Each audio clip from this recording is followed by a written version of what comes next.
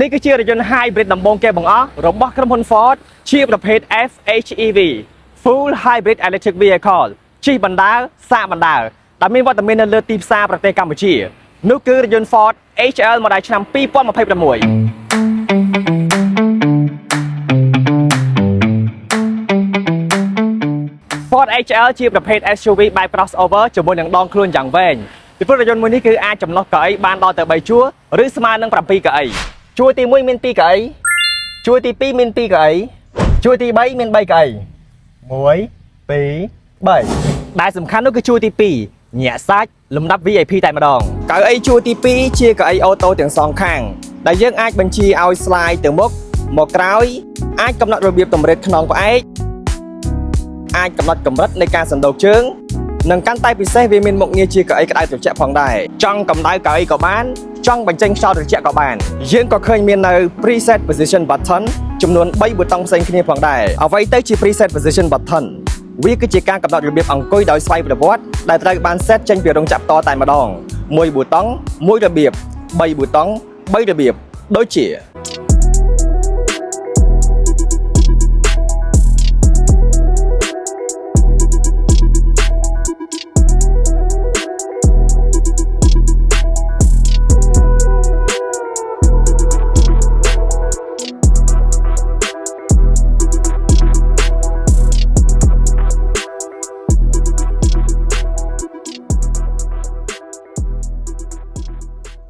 យើងក៏អាចបន្ធូរអារម្មណ៍ជាមួយនឹងទេសភាពដំបូលផ្នែកខាងលើឬស្រូបយកខ្យល់អាកាសបរិសុទ្ធនៃដំបូលកញ្ចក់ Vista Roof ដែលអាចបិទបើកបានអូខេឥឡូវនេះខ្ញុំកំពុងតែស្ថិតនៅក្នុងកៅអីជួរទី2ហើយស្ថិតនៅខាងស្ដាំដៃអញ្ចឹងឧទាហរណ៍ថាខ្ញុំចង់សម្រាកសណ្ដូកដៃសណ្ដូកជើងឲ្យអស់អញ្ចឹងខ្ញុំត្រូវការឲ្យកៅអីខាងមុខហ្នឹងគឺខិតទៅមុខបាទ slide ទៅមុខហើយកោងខ្នងទៅមុខទៀតអញ្ចឹងខ្ញុំអត់ចាំបាច់ចុះពីលើឡានហើយទៅចុចទេខ្ញុំអាចចុចពីខាងឡានក៏បានដែរឬក៏ឲ្យតកង់ចុចជំនួសក៏បានដែរ slide ទៅមុខកោងខ្នងទៅមុខ slide ទៅមុខតម្រិតខ្នងទៅមុខអូខេឥឡូវដល់វាខ្ញុំបន្ត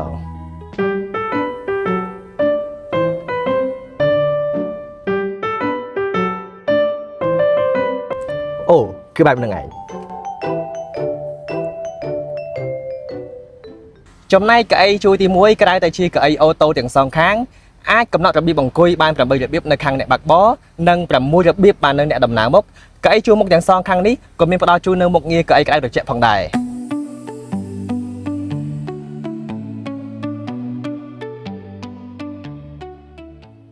ចំណែកកៅអីជួរទី3គ្រាន់តែបើកដៃកៅអីជួរទី2រួចដាក់ចូលធម្មតា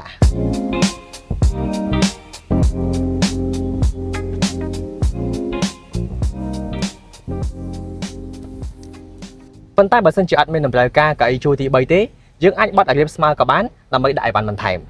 ជាដំបូងយើងត្រូវបើកទ្វារឃ្លុបផ្នែកខាងក្រោយតោះឥឡូវយើងទៅបើកទាំងអស់គ្នាចុំអត់មានប៊ូតុងផងហ្នឹងបើគេថាអត់មានតែនៅលើ logo ឡានតែម្ដង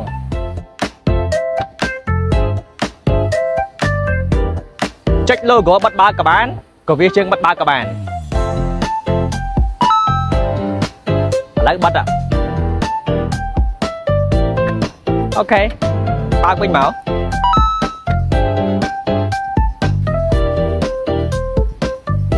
អញ្ចឹងដើម្បីប្តីកៅអីផ្នែកខាងក្រោយគឺអត់មានប្រហែលយើងគ្រាន់តែទាញខ្សែមក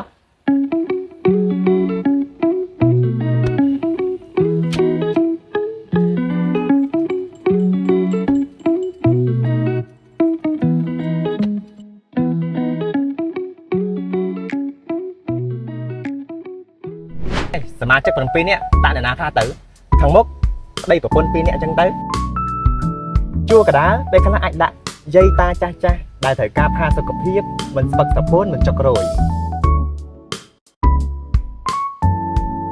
ចំណែកឯជួរទី3យើងអាចដាក់ក្មេងៗចំទង់3នាក់ខាងក្រោយមកឃើញអត់7នាក់បាទមើលកាមេរ៉ាមែនជួយទិញទ្វារបិទតិចមើលបិទទ្វារអញ្ចឹងទៅឡើងស្ងាត់សម្បីតែសំឡេងម៉ាស៊ីនក៏អត់ដឹងដែរអូម៉ាស៊ីន រថយន្តនេះប្រើម៉ាស៊ីនសាំងមាន4ស៊ីឡាំងទំហំ 2.0 លីត្រ EcoBoost Hybrid ភ្ជាប់ទៅកាន់ប្រអប់លេខ CVT ប្រអប់លេខ CVT បាទគឺ CVT គឺជាប្រអប់លេខដែលគ្មានលេខក៏ប៉ុន្តែវា smooth រលូននិងផាសុខភាពវាបំពាក់មកជាមួយនឹងចង្កឹះលេខ Electronic Mono Stable E-Shifter ហើយដើម្បីបានជាគេឲ្យឈ្មោះថា Mono Stable E-Shifter ពីព្រោះគ្រប់ពេលដែលលោកអ្នកបដូរលេខមិនថា P or N D ឬក៏ N នោះទេវាតែងតែត្រឡប់មកទីតាំងដើមវិញជានិច្ចប្រអប់លេខ CVT របស់រថយន្តនេះគឺជាប្រភេទ Power Split Hybrid Transmission ឬក៏ ECVT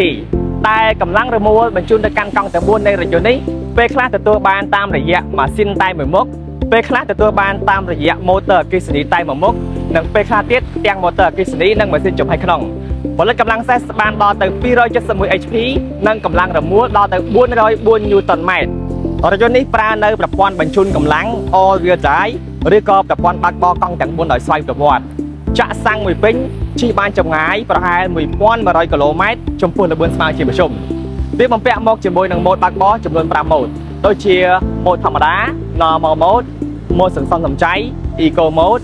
ម៉ូដ sport mode ម៉ូដផ្លូវរអិល slippery mode និងម៉ូដដីឬក៏ម៉ូដ off road trail mode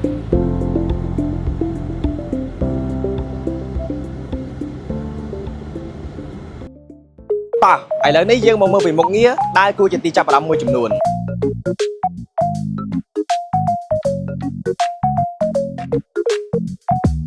អេក្រង់ផ្ដេកភ្ជាប់គ្នារវាងកុងទ័រ Digital ទំហំ 12.3 អ៊ីងនិងអេក្រង់កំសាន្ត Touch Screen ទំហំ 13.2 អ៊ីងដំណើរការដោយប្រព័ន្ធប្រតិបត្តិការ Synfo អាចប្រើកម្មវិធី CarPlay ឥតខ្សែសម្រាប់រក្សាទំនាក់ទំនងដោយមិនបាច់ប៉ះទូរស័ព្ទ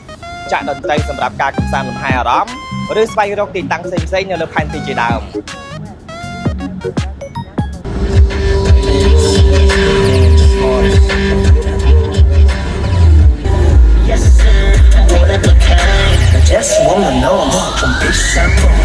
អ្វីដែលកាន់តែពិសេសនោះគឺយើងអាចកំណត់ភ្លើងលម្អឬក៏ ambient lighting នៅក្នុងរថយន្តបានដល់ទៅ7ពណ៌និងអាចកំណត់កម្រិតកស្ឡើងតាមពណ៌នីមួយៗ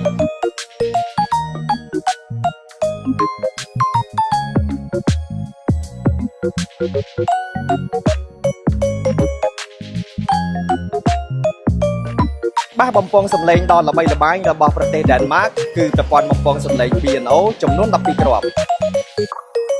ក៏មានបន្ថែមជូននៅបន្ទះសាកថ្មទូរស័ព្ទឥតខ្សែសម្រាប់អ្នកបើកបរផងដែរ Wireless Charging Pad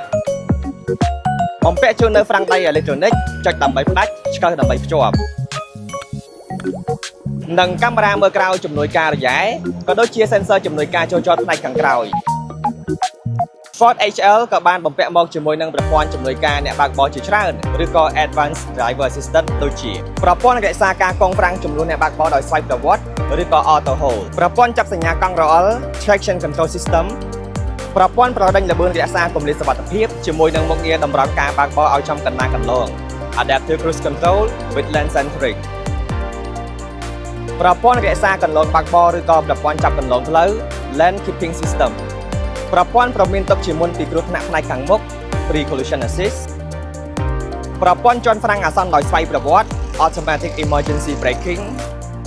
ប្រព័ន្ធជំនួយដៃចង្កូតបញ្ជិះឧបសគ្គ Evasive Steering Assist ប្រព័ន្ធផ្ដល់សញ្ញាឲ្យប្រុងប្រយ័ត្នពេលមានការវាយចេញឬបដូរកន្លងផ្លូវ Blind Spot Information System និងប្រព័ន្ធជូនដំណឹងពីចរាចរណ៍ឆ្លងកាត់ផ្នែកខាងក្រោយ Rear Cross Traffic Alert ចុងក្រោយគេគឺប្រព័ន្ធដាស់ស្មារតីអ្នកបើកបរ Driver Alert អញ្ចឹងអ្នកណាខ្លះទៅនឹងខ្លាយទៅជាម្ចាស់នៃរថយន្ត Hybrid ចំនួនថ្មីរបស់ Ford គឺ Ford HL ម៉ូដែលឆ្នាំ2026